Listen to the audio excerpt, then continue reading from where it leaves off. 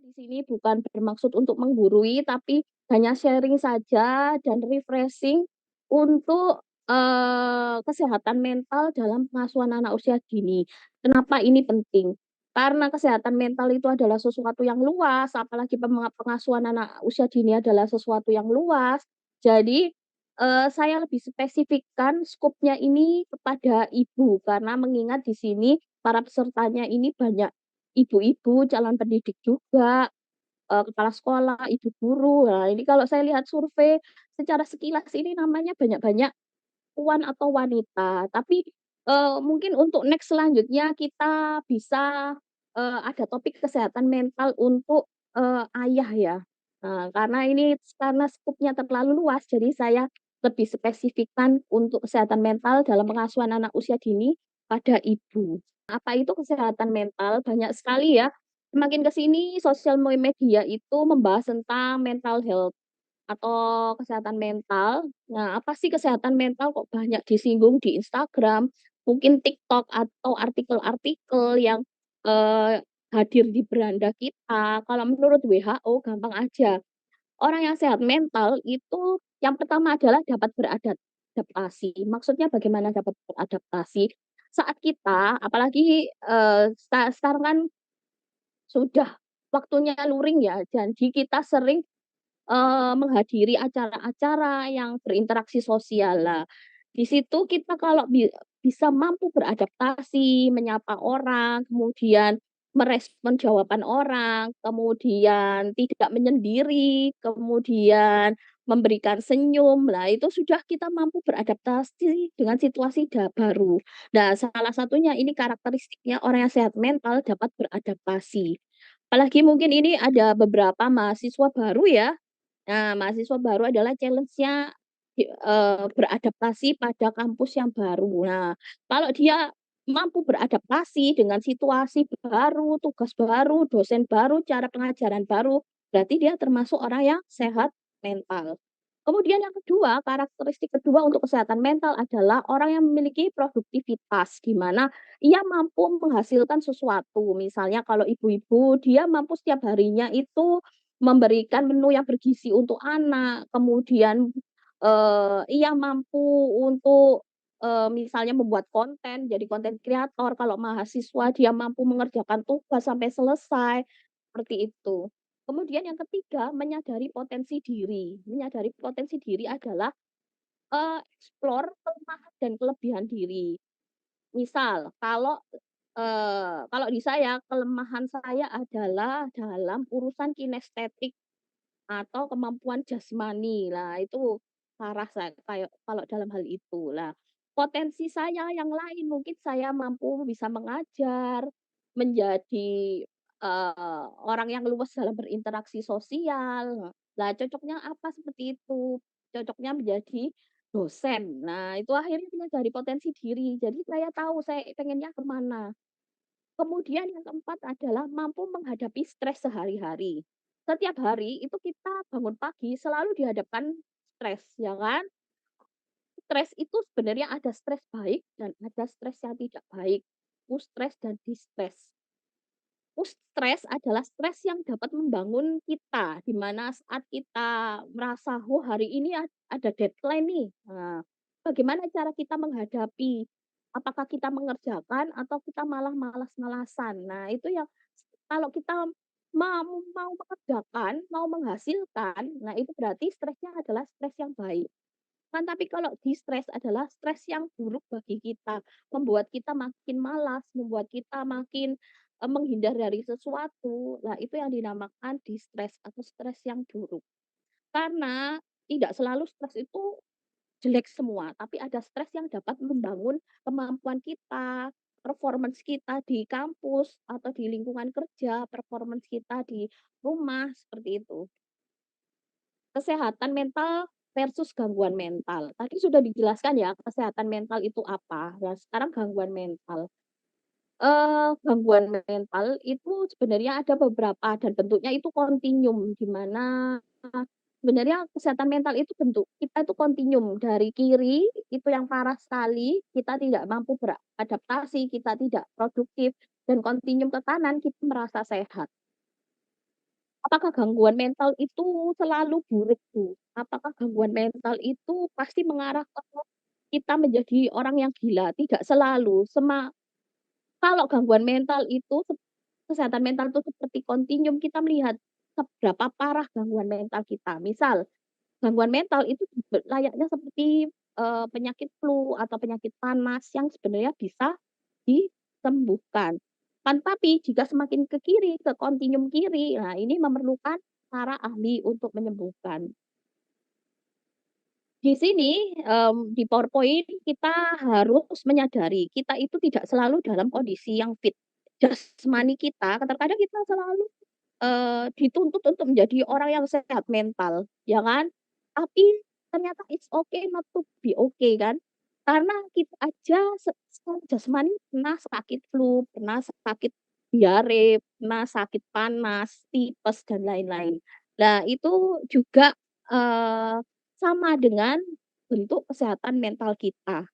Nggak apa-apa kalau kita dalam keadaan tidak oke, akan tetapi kalau hal itu diteruskan terus-menerus, itu akan menjadi depresi dan memerlukan ahli yang lain. Nah, untuk gangguan mental itu kita pasti ada.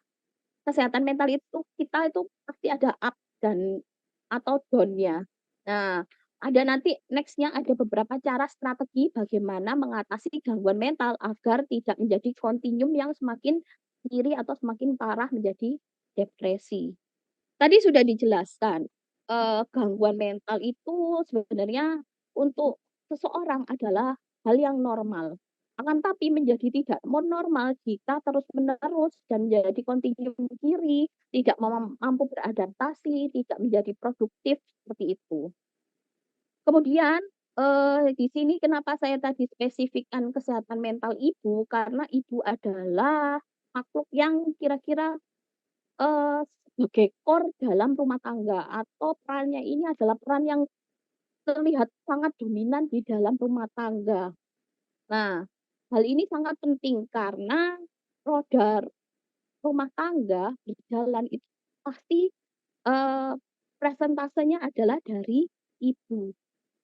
Nah, ini menurut studi dari American Psychological Association, penelitian ini melibatkan lebih dari 1.300 responden perempuan termasuk ibu rumah tangga dan perempuan yang bekerja di luar rumah. Penelitian ini menemukan bahwa ibu rumah tangga itu ternyata mengalami tingkat stres yang lebih tinggi daripada perempuan yang bekerja di luar rumah. Jadi untuk kesehatan mental ibu rumah tangga ternyata menurut ini tingkat stresnya lebih tinggi daripada ibu yang bekerja atau wanita karir. Nah, ternyata, mau nggak mau sebenarnya depresi itu ada. Stres yang berlebihan, tidak tertangani, tertimbun, tertumpuk, tidak dikomunikasikan, tidak ditangani oleh para ahli. Nah, ini akan menjadi sesuatu yang buruk dan dinamakan depresi. Nah, depresi ibu rumah tangga itu nyata. Walaupun terlihat ibu rumah tangga itu mungkin terlihat bagi orang stigmanya adalah di rumah saja, tidak perlu bingung menghasilkan uang karena yang menghasilkan uang adalah suami, tidak perlu capek-capek mengurus iuran, token listrik, LPG karena suami yang mencarikan. Nah, stigmanya kan seperti itu. Tapi di balik itu menurut ibu rumah tangga stresnya lebih tinggi daripada ibu yang berkarir dan itu akan menimbulkan depresi jika stres itu menumpuk berlebihan. Nah, selanjutnya next. Nah, gejala gangguan mental di sini, eee, karakteristiknya adalah ciri-cirinya penilaian jelek dari diri sendiri yang berlebihan, terlalu overthinking, terlalu judgemental pada diri yang negatif, kemudian kurang minat. Malas, mau ikut seminar untuk membahas gangguan mental males, mau membicarakan malas, jadi kurang minat, mau mengikuti organisasi baru itu malas, ikut komunitas males. Nah, kemudian merasa tidak bahagia, cemas, kemudian merasa hampa, jadi tidak ada tujuan hidup. Next 2 tahun ke depan ngapain, 3 tahun ke depan ngapain, tidak ada goal-nya.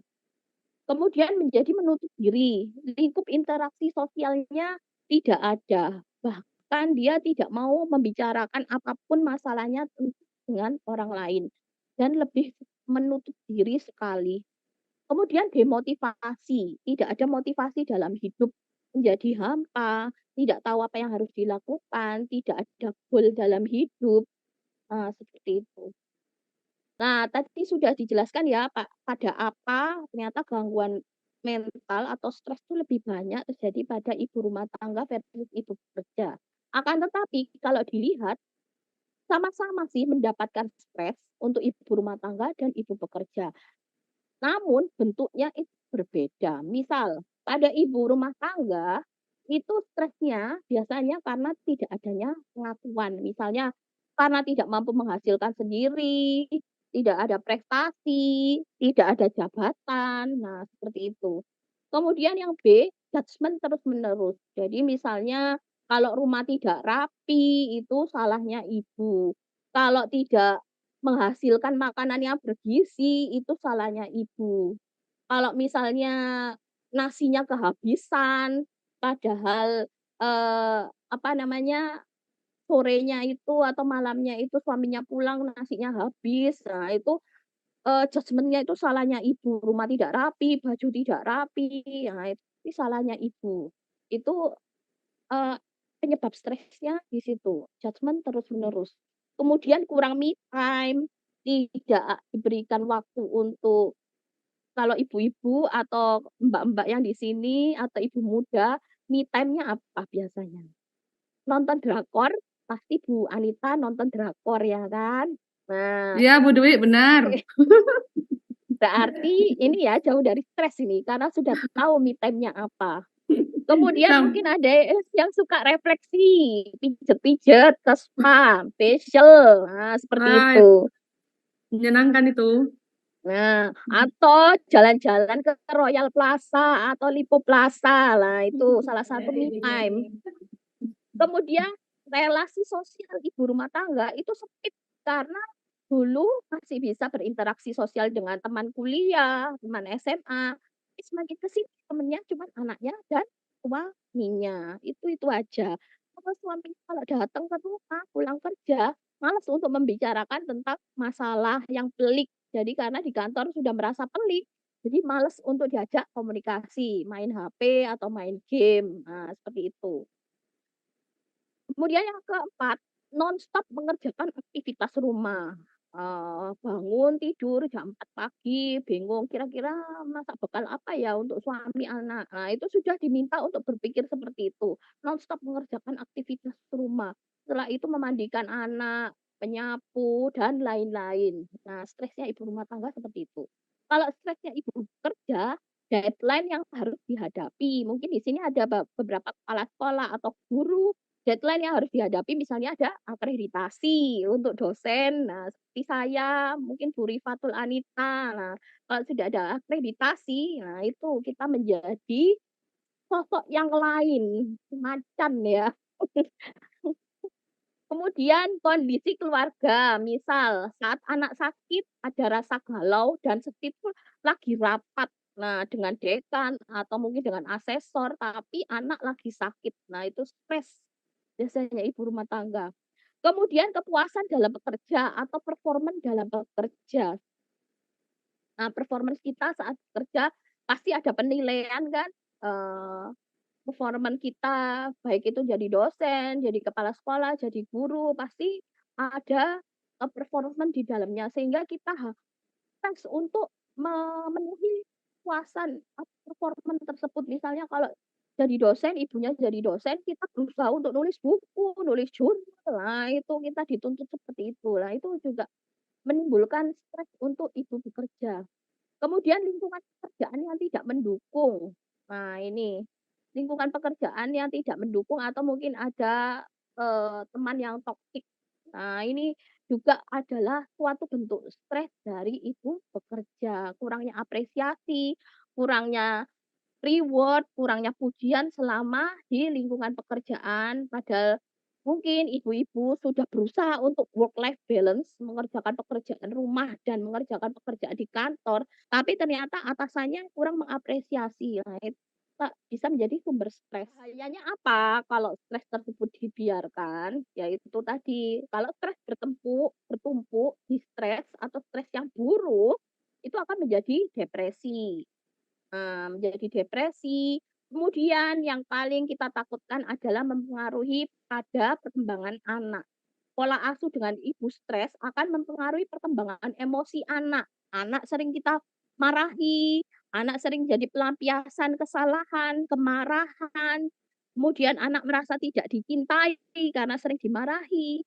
Efeknya anak menjadi anak yang pembangkang karena selalu disalahkan. Dan next, beberapa jurnal yang mendukung dari paparan saya bahwa kalau yang jurnal yang pertama ini, jurnalnya dari Springer tadi. Nah, kalau ini ibu stres dari, prenatal atau sebelum melahirkan. Saat sebelum melahirkan kalau ibunya stres, maka akan mempengaruhi perkembangan emosi dan perkembangan perilaku pada anak. Biasanya anak akan menjadi anak yang berkebutuhan khusus, salah satunya anak ADHD, hiperaktif, seperti itu. Nah, kemudian selanjutnya next, kalau ibu atau parent yang stres, nah ini anaknya sudah dilahirkan dan sudah besar ya, anak usia dini, maka juga akan menimbulkan suatu problem behavior atau perilaku yang menyimpang pada anak. Anaknya juga ikutan agresi, anaknya juga ikutan marah, karena yang dilihat-lihat akan imitasi dari orang tuanya, ibunya terutama, imitasi. Menyelesaikan masalah dengan marah. Nah, seperti itu. Selanjutnya Bu Dwi, agar ibu, baik ibu rumah tangga dan ibu wanita karir, agar tidak stres. Salah satunya adalah komunikasikan dengan pasangan dan keluarga. Yang terutama adalah suami. Itu yang terpenting, komunikasikan. Dan kita harus bagi tugas karena tidak selalu pekerjaan domestik itu senternya pada ibu. Laki-laki makin ke sini juga harus dituntut untuk melakukan pekerjaan domestik kan, karena sebagai bentuk, idol atau role role model, ayah yang bertanggung jawab, ayah yang mampu mengakomodir kebutuhan. Nah, komunikasi dengan pasangan, saya mampunya segini, saya mampunya karena kayak saya kerja dari jam 8 sampai jam 4. Mohon maaf saya tidak mampu untuk setrika, gimana kalau setrikaan ini kita masukkan di laundry, seperti itu. Jadi komunikasikan dengan pasangan, apa yang harus dilakukan. Kemudian yang kedua, penentuan jadwal dan prioritas. Penentuan jadwal dan prioritas adalah priority di dalam keluarga pasti untuk anak. Nah, ini yang perlu dibicarakan. Kemudian jadwalnya, kapan misal kalau, ibunya adalah ibu wanita karir, saat kita diminta untuk rapat atau hadir dalam acara yang sangat penting. Nah, ini perlunya ayah untuk membantu gimana caranya mencari backup-an untuk mengasuh anak, apa mencari neni sementara, atau apa, mencari neni yang membantu terus-menerus untuk, pekerjaan domestik. Nah, ini juga perlu dibicarakan. Kemudian perlu me time, misal ke salon, ke spa, atau nonton drakor dan lain-lain. Nah, ini hal penting karena kita makhluk hidup ya. Makhluk hidup ini kita juga perlu hiburan, sesuatu waktu untuk diri kita sendiri. Lah ini kita bukan mesin ya, jadi kita perlu me time, apa yang kita sukai, nah itu kita juga perlu untuk melakukannya, tidak harus tuntutan dan kewajiban. Kemudian self love. Self love juga agar kita bisa mendapatkan hormon dopamin, kemudian serotonin yang meningkatkan kebahagiaan, misalnya dengan cara berolahraga, kemudian afirmasi positif pada diri saat bangun tidur, "Saya pasti bisa melewati hari ini." Nah, itu juga salah satu self love untuk diri kita, untuk mengurangi stres. Kemudian mengetahui batasan adalah mengetahui batasan contohnya seperti ini, saat kita mengerjakan pekerjaan rumah atau pekerjaan di kantor, kalau kita sudah mengetahui batasan, sudah kita jangan terlalu menjadi seseorang yang perfeksionis sekali karena akan menimbulkan stres. Karena mampunya kita segini. Jadi kita tidak boleh menekan diri kita untuk berlebihan. Misal, kalau kita hanya bisa memasak untuk anak tadi, karena kemudian kita kerja, ya sudah, jangan kita berusaha untuk menyalahkan diri, berusaha untuk perfeksionis. Kenapa ya saya juga tidak mengerjakan, pekerjaan menyetrika dari jam 2 malam tadi. Nah, kita nggak usah sampai seperfeksionis itu. Jadi kita sudah tahu batasan kita.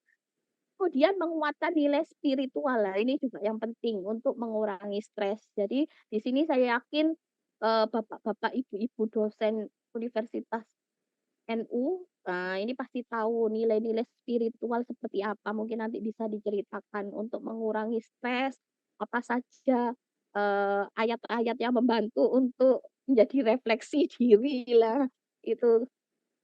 Kemudian hindari kontak dengan sosmed yang berlebihan. Nah, ini kalau kita semakin melihat banyak sosmed tentang flexing, ibu-ibu yang, mmm, terlalu sempurna, nah itu akan menimbulkan stres, sudah.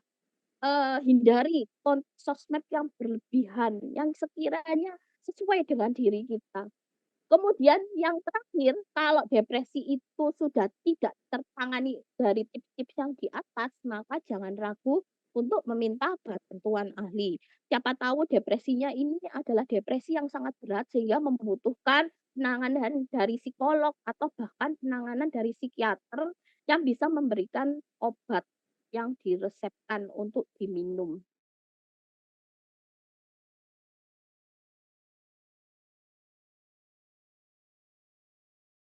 Bagaimana kolaborasi dengan orang tua dapat mendukung perkembangan anak? Bagaimana kolaborasi dengan orang tua dapat mendukung perkembangan anak? Ini yang dimaksud sama nenek kakeknya atau gimana ini ya? Orang tua yang dimaksud ini orang tua anaknya atau orang tua dari jenengan ya? Kalau orang tua dari jenengan berarti kolaborasi dengan kakek neneknya ini nanti. Bagaimana mungkin tanggapan dari pemateri terkait pertanyaan dari Bunda Bintang Nurlaila ini? Bagaimana kolaborasi dengan orang tua dapat mendukung perkembangan anak? Ini kolaborasi orang tua dengan guru atau antara orang tua, ayah dan ibu, seperti itu. Nah, kalau misalnya kolaborasi antara ayah dan ibu, ya jelas, di tips untuk ibu agar terhindar dari stres adalah komunikasi dengan suami ya, yang paling pertama. Kolaborasinya adalah, kita mampu bisa menyeimbangkan jadwal masing-masing antara ibu dan ayah. Misalnya, saat Minggu, saat ayahnya, tidak bekerja dan ini kan minggu-minggu menuju UAS atau ujian ya, akhir semester untuk anak SD, saya lupa namanya PSA kalau di anak saya. Nah, itu kan kolaborasinya adalah saat Senin sampai hari Jumat, ibu yang mengajari anak. Mungkin ibu karena lebih banyak, misalnya ibu rumah tangga lebih banyak, di rumah, jadi gantian ibu yang mengajari anak. Tapi kalau Sabtu Minggu, ini ayah yang gantian untuk mengajari anaknya untuk pelajaran di sekolah. Salah satu contoh kolaborasinya seperti itu, untuk mengurangi stres pada ibu. Kolaborasi yang lain selanjutnya, misalnya kalau ayahnya dan ibunya sama-sama bekerja, misalnya saya dan suami sama-sama bekerja. Saat, saya ada kegiatan yang sangat padat di kampus, giliran suami mengurangi kegiatannya, misalnya mengurangi menerima job-job-an di luar kampus atau menerima, job-job-an untuk yang diminta untuk deadline. Jadi, ada satu kemampuan untuk lobby, gantian dengan istri saya, karena istri saya sekarang lagi project, ya gantian saya yang menjaga anak. Jadi kolaborasinya seperti itu contohnya. Nah, karena kan, bagaimanapun, pasangan itu adalah, eee, rekan atau partner di dalam rumah tangga, ya kan? Jadi tidak hanya ibu saja atau tidak hanya ayah saja, gantian, seperti itu. Walaupun ini penuh adegan akrobat ya, kita pasti pusing untuk mengatur jadwal kalau sama-sama saling bekerja. Itu saja dari saya jawabannya terkait dengan perkembangan anak.